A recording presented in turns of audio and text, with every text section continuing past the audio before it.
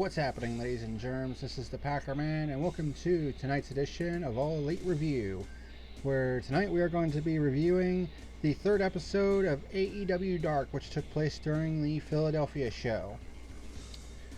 Full disclosure here, this was probably the weakest episode out of all three Dark shows so far. Kind of a running theme, because I thought that the third episode of Dynamite was actually the weakest as well, even though it was still pretty good.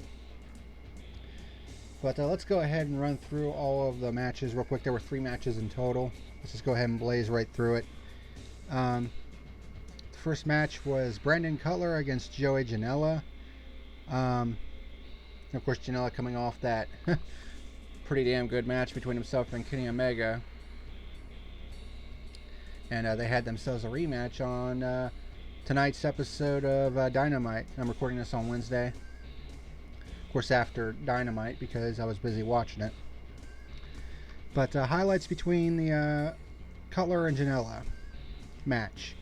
Some grappling between the two. Janela with a headlock takeover. Janela with a shoulder block and a backdrop. Cutler hits a Gamengiri and a flying forearm for a 1 count. Cutler hits a body slam and then a springboard forearm drop. Both start trading chops and kicks. Cutler hits a nice roundhouse kick for a 2 count, and then an inverted DDT for a 2 count. And then Janela took over with a running lariat and a tope suicida.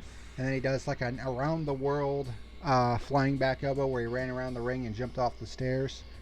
Cutler hits a jumping Gamengiri. But Janela eventually ends the match with an avalanche brainbuster for the 3 count and the victory. So Joey Janela with his first official victory in AEW. Took 8.5 minutes.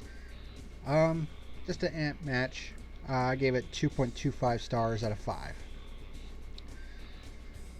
Next up, we had the Librarian Leva Bates against the what the hell's her nickname? The Native Beast or something like that. I can't fucking remember. The Native Beast. Okay, I was right. All right, so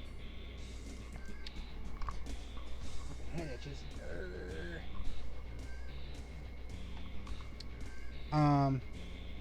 So yeah, the Librarian Leva Bates against Nyla Rose.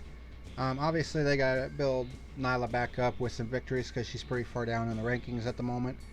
After 3 losses in her on her record, so they need to start building her back up, and this is one way to do it. This match just didn't really click at all. It just felt like Leva Bates was moving in slow motion a lot of times. I mean, there were some hard-hitting moves though. So here are the highlights of the match. Bates hit a shotgun drop kick. Nyla Rose with a body slam. Bates with a super kick and a short DDT for a 1 count. But Nyla Rose with a nice power slam. Bates hits a nice little hook kick. Kind of a Booker T style hook kick. But Nyla Rose hits her Death Valley driver, which looks really good. But Peter Avalon was distracting the referee, which allowed Bates to get a schoolgirl for a 2 count. Rose hits a lariat and then hits a gorilla press drop where she dropped Bates to the outside on top of Peter Avalon. Then she does like a big swing into the stairs, sends Leva Bates back into the ring and hits her sit-out power bomb she calls the Beast Bomb for the 3 count and the victory. So yeah, this match was kind of not good.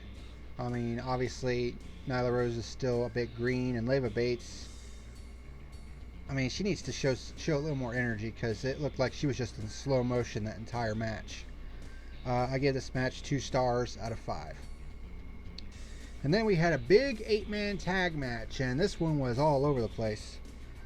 And of course, the Bates Rose match lasted only 4 minutes and 40 seconds. But this match lasted 15 minutes, and it was a big 8-man tag between the Elite, which consisted of the Young Bucks and the Brotherhood, Cody and Dustin Rhodes, against Strong Hearts, represented by Shima and T-Hawk, and Private Party.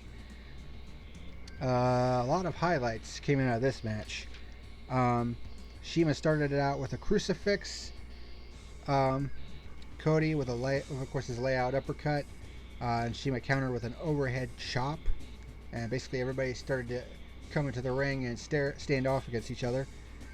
Dustin was tagged in and he started hitting shoulder blocks and a nice lariat. The Young Bucks and Dustin with an assisted dropkick spine buster, which looked really good. T-Hawk comes in and gets a low dropkick and a sit-out spine buster, which looked pretty good. Private Party hits their Manhattan drop and Zaguri combo. Shima with the Hilo, which is basically jumping into the ring in a senton splash. He locks in an Eastern stretch, but Matt Jackson comes in, starts hitting the Locomotion Northern Lights suplexes. And then Nick starts going on a rampage, just kicking everybody. Then he hits his patented springboard X Factor Acai moonsault combo that he likes to do. Mark Quinn hits a Pele kick. And then Private Party hits their Gin and Juice finisher, which is the Avalanche Frankensteiner cutter combo. Shima hits a Meteora, and then Quinn hits a Shooting Star press on I think it was either Matt or Nick Jackson for a 2 count, but it was broken up. Nick hits a super kick. Dustin gets the tag and starts hitting lariats, his kneeling uppercut, and then a Manhattan drop, and then hits snap power slams on everybody. After the third one, he actually, I think it was Isaiah Cassidy. They said, "Hold on a second, I need to take a little bit of a breath." And then once he did that, they went back at it. Dustin ducked a lariat and hit another snap power slam on Cassidy. That was pretty funny. And then Dustin hits a twisting crossbody. Cody with a diving body press to the outside. Private Party hits a double tope con hilo. And then the Young Bucks hit a baseball drop kick, corkscrew body press combo, which looks really good. Shima hits a lung blower on a MJF who looked like he was going to do like a running dive, but he said, nah.